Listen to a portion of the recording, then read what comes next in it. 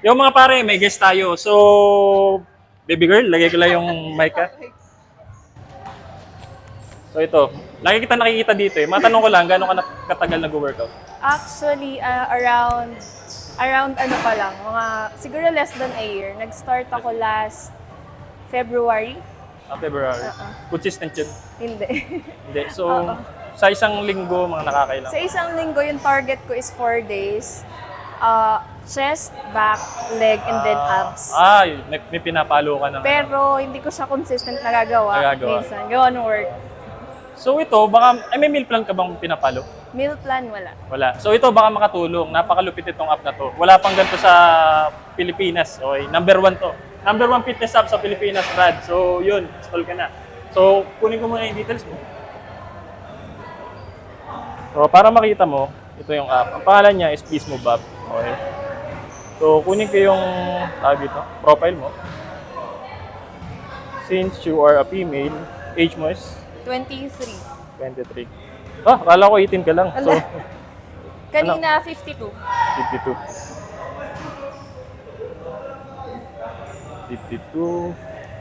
Height mo is 5'4". 5'4". PBT level 1 to 3, 3 to 5, di ba? O 3 to 5. Yung 3 to 5, moderate. Fitness level, beginner. Beginner pa rin. So, curves in all the right places. Okay. Update. So, yun. So, yun. May workout ka na at saka may meal plan. So, ito, hindi mo na kailangan mag-isip ng kung anong gagawin mo sa araw-araw. Siya na nag-schedule sa'yo, including rest day. Okay. Monday to Sunday, meron ka na. Mag-generate ka lang ng bagong workout. Okay.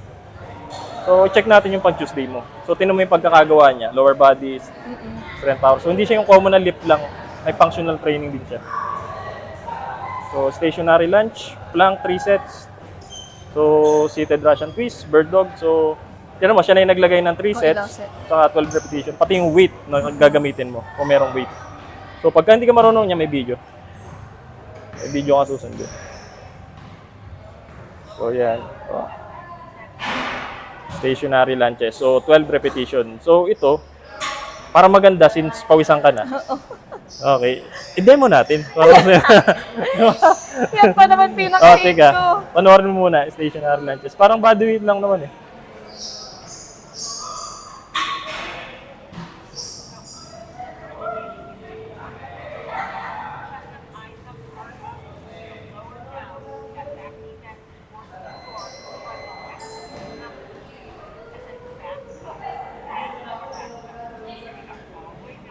Gets? Okay. So, try natin, baby girl. 12 repetition. Hala! Kahit kaliwa lang, kahit kanan o kaliwa lang. Isa lang. Wait lang. Ito na lang. 1, 2, 3, 4,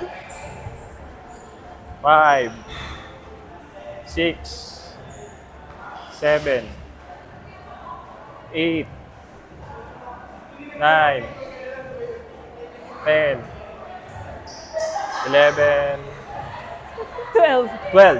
So, yun. So ito, ang malupit dito, pagka nagpapahinga ka, may rest timer siya. Tutunog yan habang nakatambay ka. Tapos kasunod na set. So yun na yung workout mo. Pag ayaw mo niya, may alternative exercise. Okay. Reverse lunge naman, pinalit niya. So medyo kamukha din. Okay. So meal plan, ito. Ang calorie intake mo per day, kailangan mong kainin, balance meal plan, 2,000. 2,000. Ikaw. Nagsukat ka ba ng ganyan? Hindi. So, Monday to Sunday, nakalagay na rin. Parang yung workout. Pag ayaw mo, pwedeng mag-generate ng bago.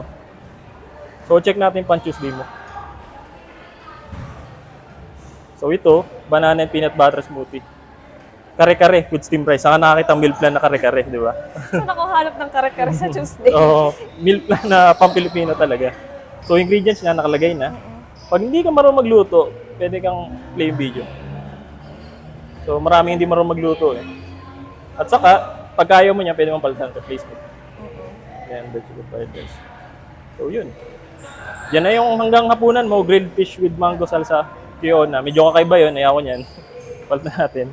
Beef steak with mashed potato. So, napaka-basic. So, ito ang magandang katanungan. How's the app? It's very helpful. Lalo sa akin na super glued sa phone.